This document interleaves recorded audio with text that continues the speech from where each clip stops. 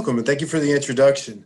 As I said before we took a break, I am the last thing that stands between each person and lunch. So I really hope to have some good energy. I hope to have some dialogue.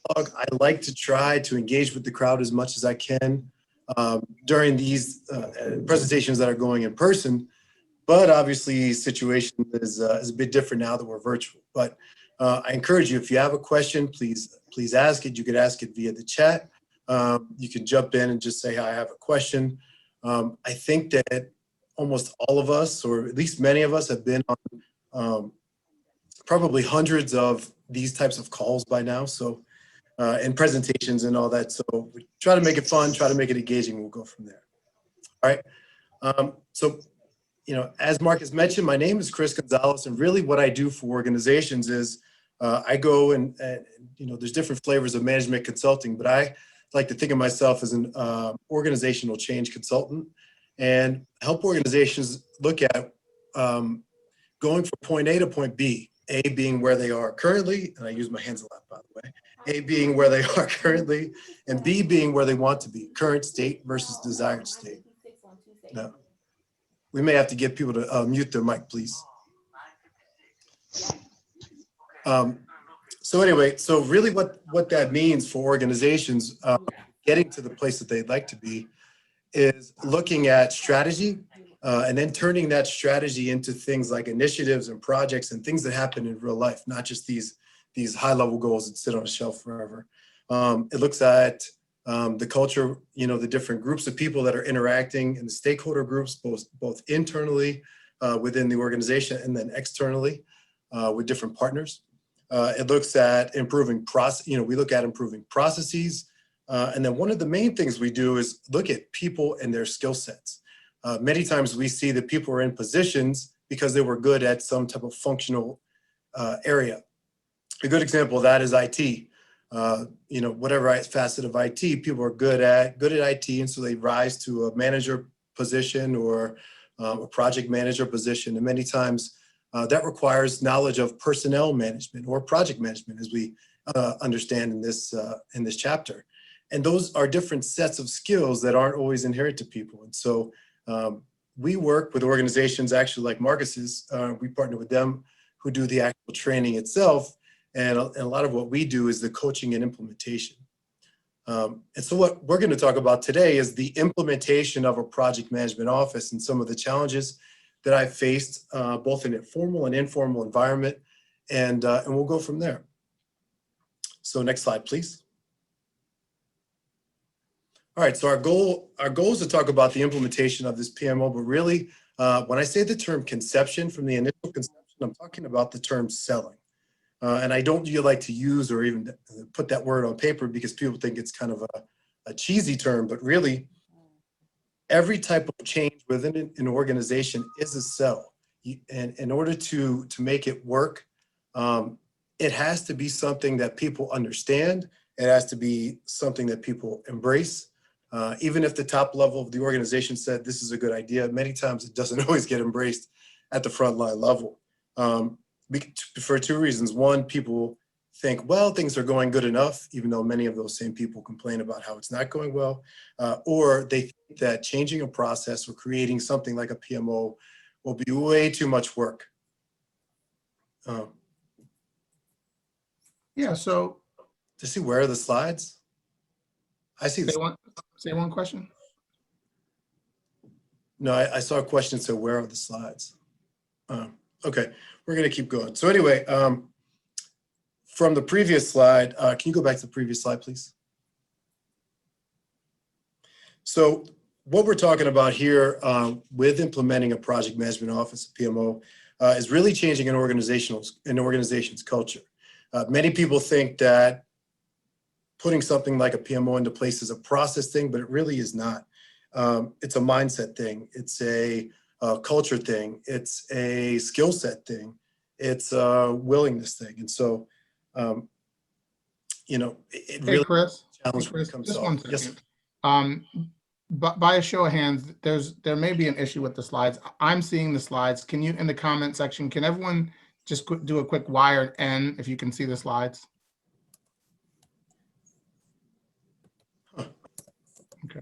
So it looks like that technology issue got good. resolved. Thanks for the pause. No problem at all. In fact, that's a good place for a pause for a question. Do you have any questions for the audience, Marcus? Yeah, I think you're bringing up a great concept, right? And I was wondering in the chat, can you tell me how many people, right, PMO, how many of you work in a PMO environment or around a PMO?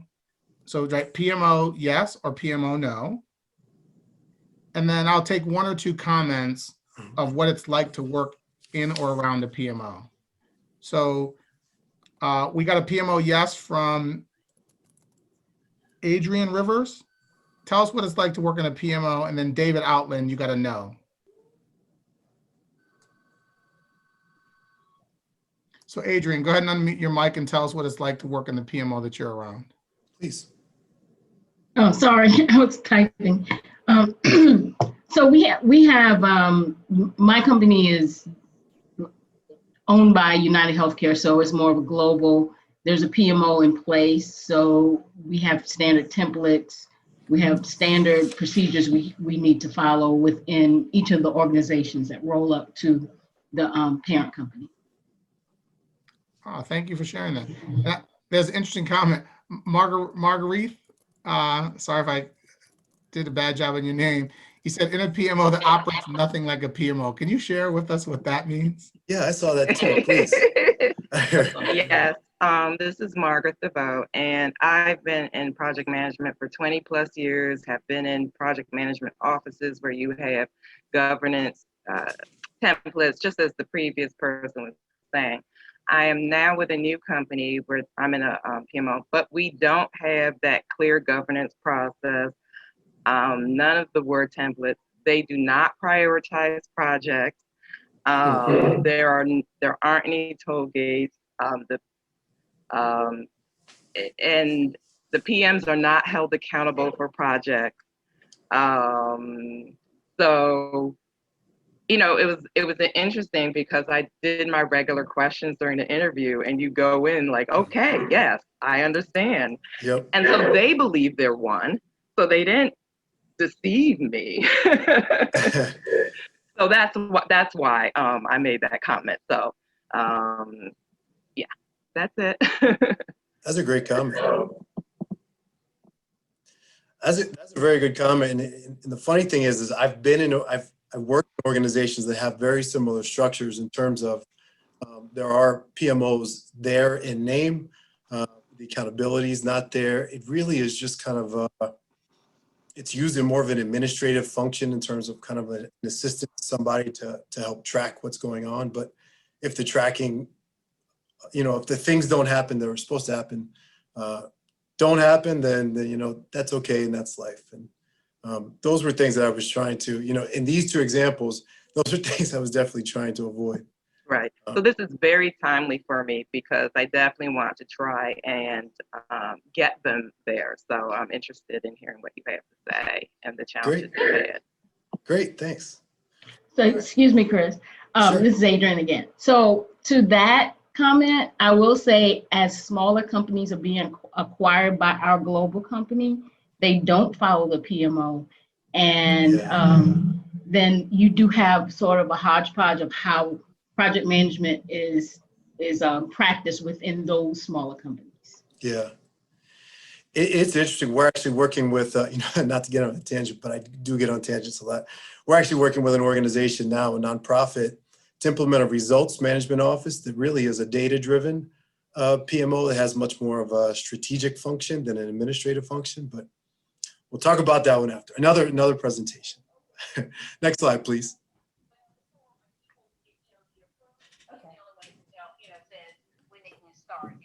Can you get to the next slide, please? And also mute your mics as we go to the next slide. Thanks. All right, so scenario one is one that I'm going to brush over a little bit, and then I'm going to come back to at the end. The first one that I'm going to talk about is Afghanistan. And both of these scenarios really were things that were developed from almost, I won't say scratch, but it was kind of developed from chaos. So in 2011, I got to an area called Kajaki in the Helmand province of Afghanistan. In this area called Kajaki. It's there's a huge hydroelectric dam, so it's a critical piece of infrastructure for Americans who are looking with the Afghan government. It was also a huge piece of infrastructure for the Taliban, and so it was a big, it was a pretty hot topic in a lot of people's minds. In one part where I was, they were used to Americans, and another part where I went, the second part of my deployment, and this was as a Marine, they hadn't seen Americans at all. And so I was starting from a clean slate. This particular area, aside from the dam, had no economic opportunity besides very small time shops, and no education whatsoever, except for informal things, like parents gathering groups of kids together. So the challenge there was really looking at all the different things that people wanted to do. So you had the Provincial Reconstruction Team, the PRT, led by the British. They cared about things like education and economic opportunity and governance. You had groups like USAID, Department of State or Agriculture, and they cared about things like water and obviously agriculture and farming. You have Marine Corps leadership. I was a Marine, so I had to fall under Marine Corps leadership. And so honestly, they cared about things like security. So everything I conveyed had to have a tie back to security. And then the Army Corps of Engineers were working on the dam along with a contractor from USAID. So I say that because every single thing, I'll go back to what I said with the cell.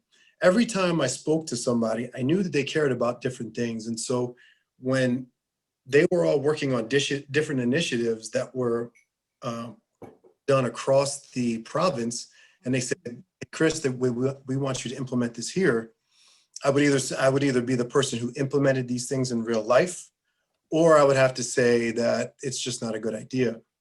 For instance, the Marine Corps battalion commander, he's lieutenant colonel. He was way above where I was in rank.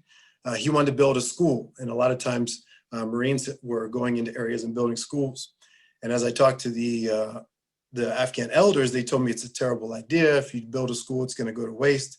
The Taliban won't let anybody use it. And in fact, there's no teachers here to even teach. So I confirmed that with the PRT, and I would have to have a conversation with this person, say, building a school is not the greatest idea, but here are some small things we can do for public health, for economic opportunity, for irrigation, that could make a good impact and also have an impact on security. Because the more that people supported what we were doing, the less they were supporting groups like the Taliban. So that's one scenario. We're going to come back to that one a little bit later when I talk about putting it all together and also some of the frontline pieces. Next slide, please. All right, we're going to refer to scenario 2 a little bit more because this was more of a formal process, and I did this kind of work as a consultant. So keep in mind that everything I did and talked about in this scenario was through other people, because as a consultant, my job's not to do, it's to get other people to do. And that's always, it's always a fun adventure. And so this was a large nonprofit focused on behavioral health. They'd started about 25 years ago as a 3-person organization. And right now, I think there are 500 plus people with nearly $1 billion operating budget. So it's a massive transformation in a fairly short period of time, especially in the nonprofit side. They focus on providing behavioral health services for the city of Philadelphia, actually. And as they, as technology increased and as time went on, they realized that there were several key factors that they weren't addressing that would really play a big role in addressing behavioral health issues. Behavioral health is things like mental health and substance abuse. And so their goal was to transform the way they did healthcare and really look at have a population focus for improving health outcomes. Now, with that, meant a change in processes. It meant a change in engaging different stakeholder groups. It meant a different way of engaging with the general public. And really, it was a huge initiative. And so the challenge there with project management is there were multiple things going on. Many of them, in fact, all of them were not coordinated. The processes were really not there in terms of managing projects, and there were no standard procedures. And in fact, people kind of just did their own thing. And there was no one person from a C-level, from a chief level, that even monitored that stuff. And so they actually brought my company in to help them develop strategic goals. And then they brought us in again to do a follow-on strategic goal session. They said, we really need help actually executing these goals and managing these things. And so that's where we came in. In terms of formal training, everybody was kind of doing their own thing, and there were very few people. One had taken some classes, but none had their PMP or anything close to it. But and the culture was kind of a lack of accountability. I think we've had a couple comments like that. There was a lack of accountability, and so quite frankly, it was a mess. So, Hey, Marcus, any questions in there? yeah, of course. I see on your slide, I want to ask the group. So you see the challenges that they faced, and does anyone have a perspective on what they're talking about when it says, when Chris says every project tried to hit a home run? What are your perspectives on why that would be a challenge?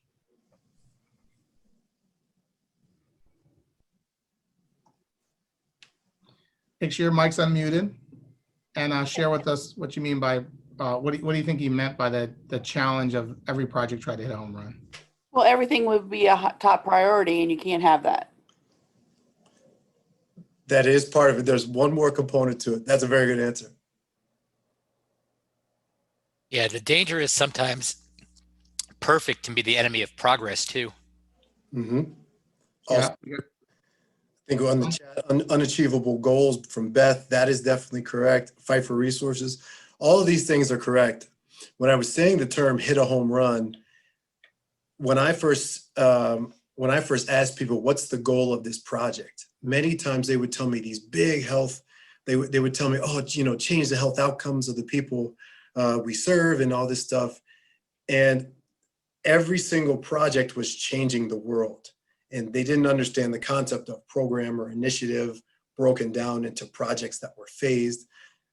None knew what the beginning and the stop time, or the completion time looked like. And so everything was this big major thing, instead of chunking it into things that could actually be achieved in phases that actually be taken on, completed, moved on to the next thing. Yep. I saw Anita trying to eat the whole elephant in one bite. That's definitely true. Next slide, please. All right, so here's how I did it. And I'm going to go through about 4 different phases of what I did. Again, if you have questions, feel free to jump in. But there's 4 different ways that you can really develop a baseline assessment for what you're about to go into. Really what I was trying to do was just figure out what my environment was, figure out the appetite perhaps of even selling a PMO, and what the appetite of the people were for embracing it. So qualitative was just talking to people. I had a set of questions, and a standard set of questions that I asked just to try to get people's opinions. And this was mostly opinion based. Some people I talked to formally and made appointments with. Others I just talked to at lunch and tried to slip them in there and without them even knowing. But again, I was just trying to stick with a set of questions. Quantitative was one that I actually did not use because I was really, I didn't think I would get a lot of feedback, but I wanted to bring up the quantitative because there are things like Microsoft Forms we use a lot. It's easy to do, and that surveys or the questionnaires, I always call them questionnaires because people have allergic reactions to the term survey. That could take 5 minutes to really just give you people's opinions and where they see themselves fitting in terms of a PMO or something like that. But if you use a questionnaire, those types of things can give you hard data and hard numbers. And many times people like to see that hard data and those numbers and percentages. There's also an instinct. Is there a question? Yeah, I was thinking, I mean, this is a great opportunity for us to do a knowledge share with each other. So some folks work in PMOs. I guess a question for the group, and Chris, maybe we can give it like a 30 seconds. Sure. How do people baseline their PMOs? So you gave some examples, qualitative, talk to people, quantitative. Love it. What are the real world examples from the Silver Spring chapter and what you can share? Are there any best practices out there?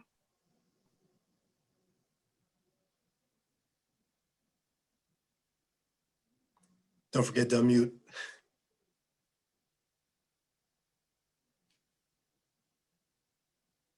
Sorry, this is Margaret. Again, so one consulting company I used to work for would survey the clients, do a monkey survey. So Mhm. after we closed out projects, you do your typical lessons learned. But once a quarter, they would survey our clients and ask them key questions. And it was part of success criteria. We had to score within certain areas to see how they're doing. And that's above and beyond Mhm. the requirements of the PMO where we had to deliver within 10%, plus or minus 10% Right. schedule budget. This was more, I guess, that qualitative. Yep. Well, a little qualitative, a little quantitative, actually, Mhm. survey. That's all. Sure. Thank you. Yeah, this is Brian. Brian St. George. Just Hey, go ahead Brian. and put the camera on. So, and I think the biggest thing I'm actually right now working on a project where we're trying to rebuild a PMO, and the first thing I'm trying to get done is get them to sign the charter. If you don't have a charter, it doesn't matter Yep. what we do. I would totally agree. In fact, that's going to be my the next step is the sponsorship. Thank you for that. And thank you for sharing, both of you. The last bullet I do want to touch on is talking about PM skills and project management skills. And again, I'll go back to when I first started, very few people had formal training. So I'm not necessarily talking about formal training. I'm talking about some of those soft skills that make project managers successful. The ability to talk to people is usually one, right? Because many times you're operating in an environment where you don't necessarily own people's performance. So the ability to influence people and the ability to talk to people was one that I was really interested in finding and saying, and figuring out who a key influencer was, and maybe even not a person that is the project manager per se, or would be a project manager, but one who could be kind of my cheerleader or my advocate for doing something like this. So I did find a few people that were fairly business and process oriented, that were also popular, kind of the popular kids in the organization, and made sure to engage them and kind of get them on board with what I was doing. Next slide, please. All right. So here's where the harder part. The baseline happened. It was fun, and I got some good information. But now it comes time to really selling it. As Brian was saying, getting people to sign that charter was an interesting task. So as we were at a strategic goal update meeting, people kept kind of complaining about the lack of progress. And so I gently brought up the idea, or asked if anyone had considered a project management office, a PMO. And immediately I kind of got crickets. And so I'm like, oh boy, what did I do? And so then I talked a little bit more about kind of the capabilities it could bring and the stress it could relieve from some of the C-level people, the leadership team. And so immediately they start, building momentum, like, okay. And they start talking about how great it would be. And so I'm like, okay, this is great. This is really good. And then I said, well, who would be the person who would like to own this capability? And once again, I sure enough got crickets. And so, everyone thought it was this great idea, but no one necessarily wanted to be that person who led it. So I was able to follow up with a few different people. I met with the chief operating officer. From there, after I met with that person, I then met with the chief medical officer, because the chief operating officer thought the idea was good, but he didn't want to own it. So then he passed to the chief medical officer. He thought the idea was good, but wasn't too sure about owning it. So then we went and we all sat down with the chief executive officer, the CEO, and she said, great idea. I think the chief medical officer, the CMO, should own it. And so I was very adamant about having one person in charge, because many times in this organization, there was leadership by committee. And I won't ask you to give me any horror stories in the chat, but I'm sure that people have been in a leadership by committee environment, and it is a mess. Almost every time it's a mess.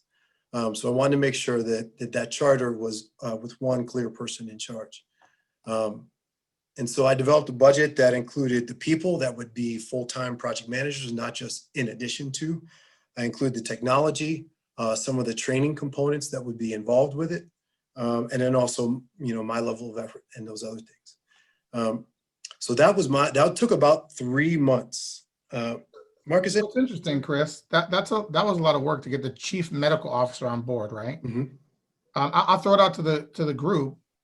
Why do you think it took him 3 months to get sponsor buy-in in that environment? What's your real world experience or perspective on getting sponsor buy-in and why it takes so long?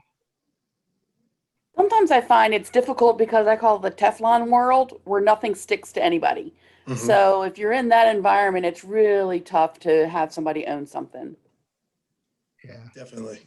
And look at that. Howard seconded that with no one wants to own it. No one wants to own it. Everybody wants change for the positive. No one wants to be the person who actually does it. In a nonprofit world, timelines tend to be much longer than in commercial world. Definitely. Correct. The funny thing is that many times when you do the planning, the timelines are very short. When we started, they were very short, like, oh yeah, I can get that done next week. And that didn't happen. Hey, Chris, there's a comment out there. Victoria, tell us what do you mean by fear? Let's get down to some real concepts. What do you mean fear? Good question. It's a great comment. It's going to spark some dialogue. What do you mean, Victoria?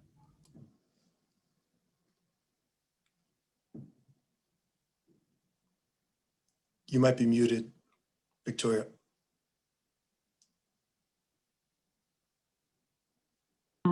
No. Okay, I'm sorry. I was double muted. Can you hear me now? You're good. Yes. Okay, great. I think a lot of times we are driven by fear when we don't want to take the risk of approaching new concepts, new approaches. I think people are more comfortable with doing the same thing over and over again because they want to stay in their comfort level. No one wants to be uncomfortable. No one wants to take the risk of doing something different because they don't know. I think the uncertainties really debilitate us as professionals. But I think a lot of times people don't get that if you keep doing the same thing over and over again, you're going to get the same results. They're just not understanding that we need to take risk in order to move forward and to do things not just differently, but better. Because change is inevitable and change is constant. Man, I wish we would have recorded that, Marcus. That was so good. That was very good. Oh, it's recording. Oh yeah, there we go. I meant just recording that snippet, but you're exactly right. I think there was a lot of fear happening. It was also an organization where there were things that kept on adding and adding and adding, but nothing was getting taken off and taken off and taken off. And so that fear of one more thing was definitely there. Next slide, please. So while some people might think sponsor buy-in was the hard part, it was not. The hard part was getting frontline buy-in, right? And these are people at the project manager level, sometimes the director level, but really the frontline people. And again, I'll say anyone that was working on a project in the organization was doing a project in addition to their regular duties. And so making sure that I'd say the biggest challenge even here was just addressing some of the HR issues. We'll talk about that in another slide, but just getting people to even want to participate in some of the projects and some of the newer things was just like, they would give me kind of I get what you're trying to do, but I really just don't have the time to do it. And so the initial sell was a difficult one. There were endless conversations with individuals, and I had to prep some of those individuals and those key influencers to be my kind of spokespeople. And as I got in a bigger group, I really tried to start addressing some of those skill gaps that I saw in terms of project management skills. And the sub bullet there is a mix of training and coaching. Again, if I were to offer, if I were to bring in a Marcus Parker to do a 2-day seminar, that would be great. I'm sure there might be a few people that did it and got a lot of value from it. But then there would have been 2 days piled up of work for them to do. And so my approach was really 1 hour training sessions. I did stuff on project management concepts in terms of just saying, what a strategic goal is, and breaking that down into programs or initiatives, and then breaking that down into projects and start talking about the concept of starting and stopping, which people, they thought I was a rocket scientist for telling them this, which are, basic concepts. I talked a lot about meeting management in the different terms of a sync meeting, a decision meeting, and a discussion meeting, and even the concept of having different meetings and different outcomes of those meetings was just like, it was mind-blowing. And so those different concepts were well received and were put into place, and people started to see value as they started trying some newer things. And those newer things were just small little things that were not time consuming. So I started developing that critical mass, implementing the project management processes slowly. Even some of the conversations of people saying, saying, when can you get that done? And when can you, referring to something as a deliverable. It wasn't something they were very comfortable with. And so just trying to use the language that, many of us in PMI are familiar with was one that took a while, and just kept on doing it, kept on repeating it, and having others try to use that same language was pretty beneficial. And then looking at the opposite environment in Afghanistan, when I first got to Afghanistan, people were looking at me like, what are you doing? And, I was doing much different things than normal Marines would be doing. And so the sell for a lot of those frontline troops, because I was asking to go out with them and do certain things. I was asking for them to provide security for me many times. And so there were many times they were like, why the heck are we working with this dude?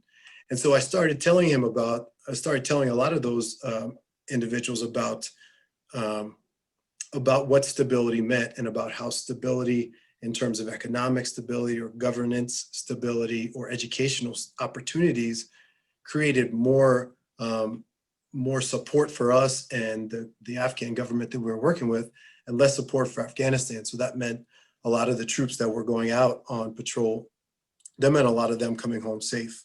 And so again, I saw Beth, the whiff from what's in it for me. It was always the communicating that what's in it for me.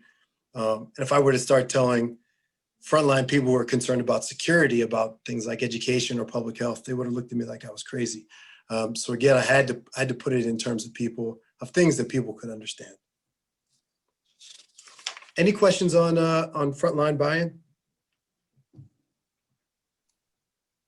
No, I think there was a lot of dialogue resonating with the things that you were talking about and how difficult it is, right? And then holding people accountable. If there's not a leader that's willing to step up, how can you ask the frontline people to step up? So exactly, tying those two concepts together, I think is very, very helpful. And I think it's resonating with the comments that I see. You're probably looking at them as well. It's difficult, right? So your ability to provide candid scenarios and examples means a lot to your peers in the project management world. It's not an we all win story. It's hard work, and your lessons learned are helping us shape how we're going to approach the problem going forward. So yeah, thank you for your candor, Chris. You're welcome. You're welcome. All right, next slide will actually be really tying it all together. And it's just 4 steps. I mean, I am trying to make this seem simple, but it was not simple at all. It caused me a lot of headaches and frustration, but I am trying to simplify things here. And so putting it all together, we used Microsoft Project for an online platform for transparency, where we could all see the progress of different projects that were happening. I attended many meetings, and I'm a Baltimore guy, so I went to Philadelphia. I was in Philadelphia a good bit. And so I was constantly in meetings and constantly trying to really coach people into doing things that I wanted them to do, and trying to get people to implement some of the skills that we had either learned or they had learned in, in some of their classes outside, or sometimes were uncomfortable with. And again, just looking at, I think Beth brought it up with the way that nonprofits move at a slower pace than the private sector. The funny thing is, in many of our planning efforts, they would say, oh, we can do this next week, and we could do that the week after. And And they would always try to have these compressed timelines. And I would go back to a Marine Corps saying that says, slow is smooth, smooth is fast. Some of you heard me say this before. And so let's not try to rush this, and let's not try to do everything soon. Let's give ourselves a month to complete it, and then complete the next step in another month, and then phase it that way, because people always had great intentions, but many times it jumps to the next issue with the HR. They didn't have time to do the project work. And a lot of times those other tasks took priority over project work. Oh yeah, slow is smooth, smooth is fast. It's a Marine Corps term. Any Marine, if you say that to any Marine, they should know that's, they should know what you're talking about. The last piece was following the data, and the beauty of the first bullet with the online transparency is I could sit with the chief medical officer and I could look at some of the progress of different projects. Let's say we had 5 different projects going on in the organization. I can look and see where things are happening and are being achieved, and then I can look and see where others are not. And I could say, you know, how do you want me to work with the project manager A to solve this? And so I can get guidance from him and then implement it and kind of coach the project manager at the frontline level to actually get it done. So that was helpful to have that online that transparency from a high level. Marcus, are there any questions in there? No, but one question that comes to mind in your presentation as you pull it all together, let's ask the group, which one of these areas of these steps here is the hardest to address? Is it transparency, facilitation, the role of the PM, HR issues, or following with data? What is your perspective on that?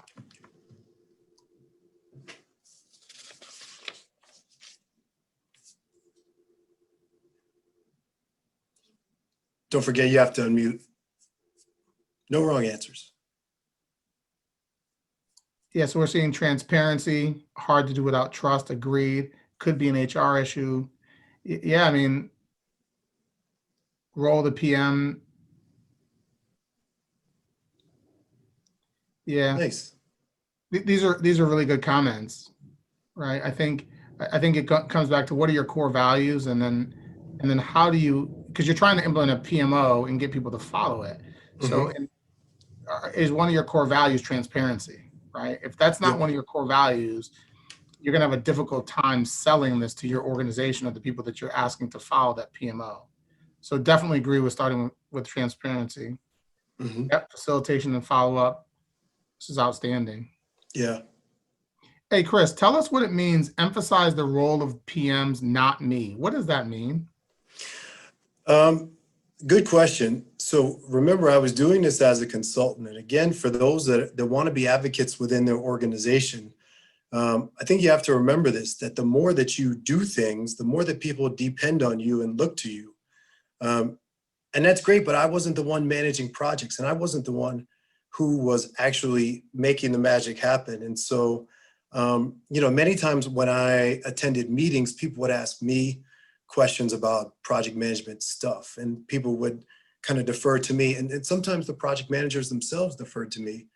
And that was okay at the beginning, but I was really trying not to be that person, because my role wasn't to stay doing this forever. I was trying to move on to new initiatives, actually. And so, you know, working through other people and making sure they were the ones front and center, it was hard, because I had already bought in mentally to the concept of doing it, and you know, trying to get them to truly own this role as a PM was one that was very new and a little bit nerve-wracking. Yeah, what the comments are bringing together now, this is starting to bring concepts together, is you can have transparency, but if you don't have that cultural shift to owning the role, you'll struggle with it. And one of the comments in there by Daryl is classic: culture eats strategy for lunch, right? And if you don't have a culture of buying into having a PMO, it's never going to stick. So you're spot on with your transparency, like how you're sharing this with us. It resonates with all practicing program or project managers that are either in nonprofit or corporate America, and helping us understand how to change that culture. Maybe we'll have you come back and give a presentation either later in the year, a dinner meeting Sure. or something about how to change that culture. Sure. So on bullet number 3, outstanding dialogue, outstanding dialogue. Yeah, thank you for everyone. Yeah, does anyone want to share corporate culture? Any thoughts on culture and how it relates to a PMO? I see a lot of comments. Does anyone want to share from their perspective?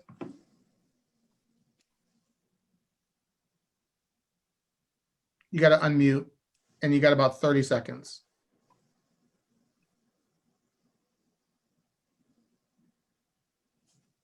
Okay, so Chris, we'll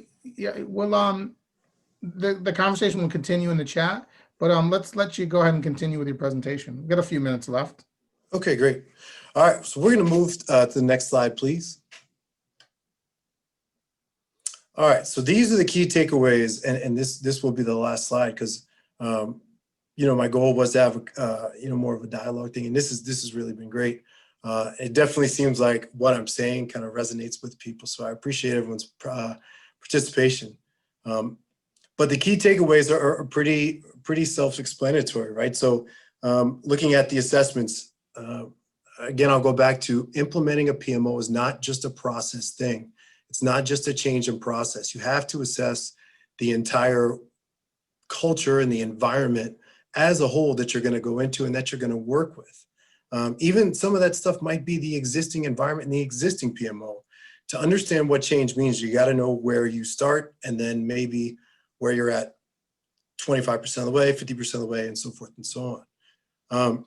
For many times, people think that buy-in begins at the top. It does not stop there. I do think you have to get that buy-in that starts there, but frontline employees will make the magic happen, right?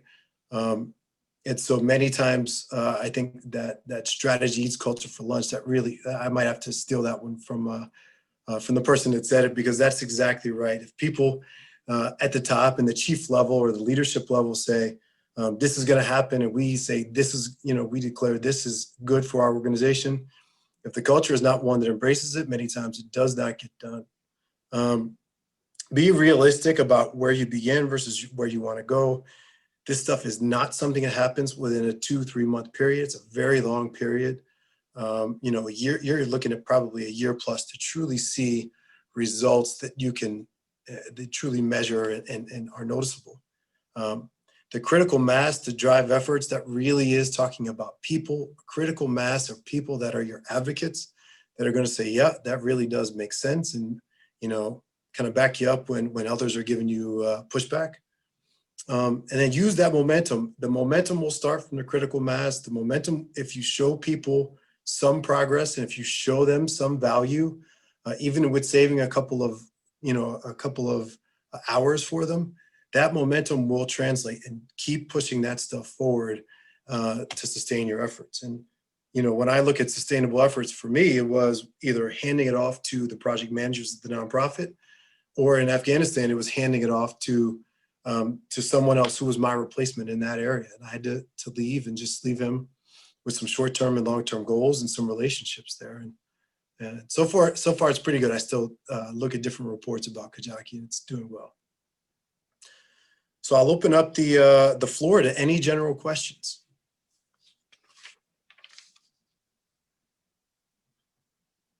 There's a question. Someone wants to take a snapshot of your last slide here, these takeaways, and Sure. post it on LinkedIn. Is that okay?